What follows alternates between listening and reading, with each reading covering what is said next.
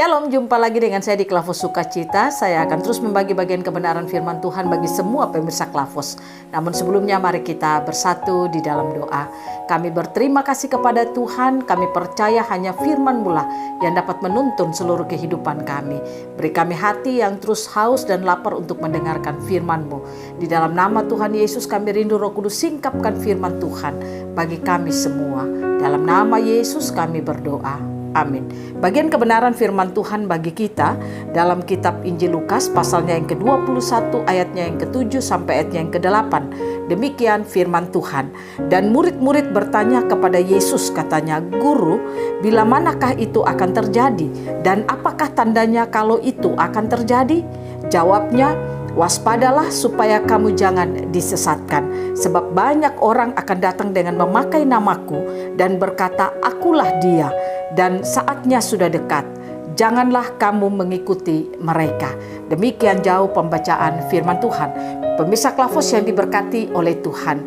Baiklah, ketika kita hidup sebagai orang Kristen, kita menjalani perjalanan kekristenan kita, sering saya ingatkan bagi kita, hendaklah kita memiliki pengenalan kepada Tuhan itu baik dan benar. Artinya, saudara dan saya tidak sekedar kita menjalani perjalanan kekristenan kita sebagai orang yang percaya kepada Yesus Kristus, tetapi lebih daripada itu, saudara dan saya harus mengenal siapa Yesus itu di dalam kehidupan kita. Apa karya-karyanya yang telah Dia lakukan di dalam sepanjang perjalanan hidup kita, sehingga kita tidak hidup saja menjadi orang Kristen yang percaya kepada Yesus, tetapi saudara dan saya akan dimampukan untuk mendemonstrasikan apa yang Yesus ingin kita lakukan di sepanjang perjalanan kehidupan kita. Nah, pemirsa Klavos yang diberkati oleh Tuhan, bagian bacaan firman Tuhan ketika murid-murid bertanya-tanya tentang apakah tanda-tanda akhir zaman itu, mereka lalu bertanya kepada Yesus. Mereka bertanya, "Guru, bila manakah itu akan terjadi dan apakah tandanya kalau itu akan terjadi?" Lalu Yesus menjawab kepada mereka, "Waspadalah supaya kamu jangan disesatkan. Sebab banyak orang akan datang memakai namaku dan berkata, 'Akulah dia,' dan saatnya sudah dekat. Janganlah kamu mengikuti mereka." Yesus memberikan pernyataan ini kepada murid-muridnya. Artinya Dia mau ketika mereka mengikuti Dia, sebenarnya mereka harus mengenal Dia itu siapa sebenarnya, sehingga mereka tidak mudah disesatkan dengan berbagai macam ajaran-ajaran atau berbagai macam orang yang datang membawa filsafat-filsafat yang dapat membuat hidup mereka tidak bisa berdiri teguh di dalam Tuhan. Nah, oleh karena itu Yesus berkata kepada mereka, "Waspadalah, karena ada datang orang memakai namaku dan mengaku akulah dia." Artinya Yesus ingin berkata kepada murid-muridnya bahwa hati-hati, karena kamu akan berhadapan dengan orang-orang yang seolah-olah mengatakan bahwa mereka bisa memberikan keselamatan bagi murid-muridnya. Makanya Dia katakan kamu harus waspada, supaya kalau ada orang yang datang dengan berkata bahwa seolah mereka dapat memberikan keselamatan, mereka dapat memberikan kehidupan yang baik, murid-muridnya itu tidak mudah percaya, tetapi mereka akan bisa tetap berdiri tegak di dalam ajaran-ajaran Yesus Kristus. Karena itu di dalam kitab Injil Lukas pasalnya yang ke-21 ayatnya yang ke-19 dikatakan, "Kalau kamu tetap bertahan, kamu akan memperoleh hidupmu." Nah, ini Yesus ingin katakan kepada mereka, kalau mereka tetap bertahan, artinya mereka tetap hidup percaya kepada Yesus, taat dan setia kepada Yesus, maka mereka tidak akan mudah digoncangkan oleh ajaran-ajaran apapun yang datang untuk mempengaruhi kehidupan mereka. Tetapi saatnya mereka akan bisa berdiri tegak dan bisa untuk terus mempresentasikan Tuhan melalui hidup dan kehidupan mereka. Nah, pemirsa Klavos yang diberkati oleh Tuhan, apa yang diingatkan Yesus kepada murid-muridnya, ini juga Dia ingin memperingatkan kepada saudara dan saya sebagai pengikut Kristus. Mungkin kita sudah bertahun-tahun menjadi orang Kristen. Janganlah kekristenan kita hanya karena keturunan, karena orang tua kita Kristen, makanya kita Kristen sampai sekarang dan kita tidak pindah kemana-mana. Baiklah, bukan kekristenan model itu yang kita jalankan, tapi baiklah kekristenan yang kita jalankan karena kita percaya mengenal siapa Yesus itu sungguh di dalam hidup kita, sehingga saudara dan saya akan dapat bertahan di tengah-tengah tantangan situasi yang seolah-olah datang sementara mengganggu kehidupan kita. Dan ingat, akan ada banyak tawaran-tawaran yang dapat membuat saudara dan saya, kalau tidak mengenali Yesus itu dengan baik dan benar, maka kita akan tergiur di dalamnya.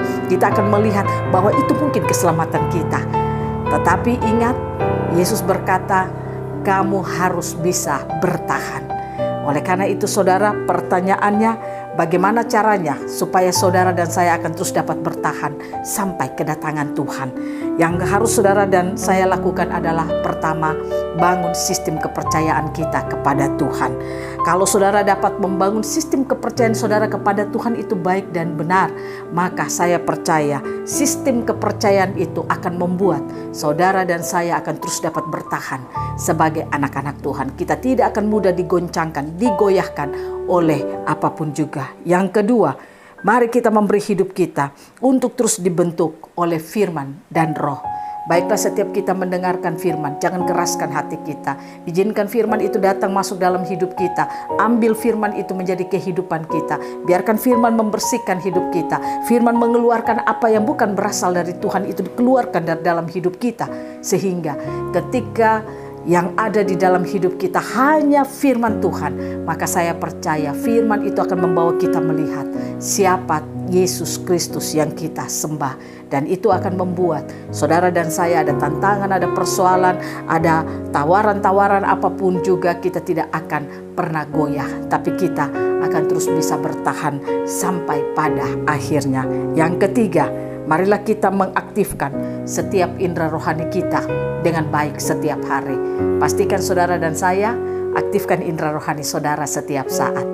Ketika kita dapat mengaktifkan indera rohani kita, maka kita akan dapat mengecap hal-hal yang rohani yang Tuhan berikan bagi hidup kita.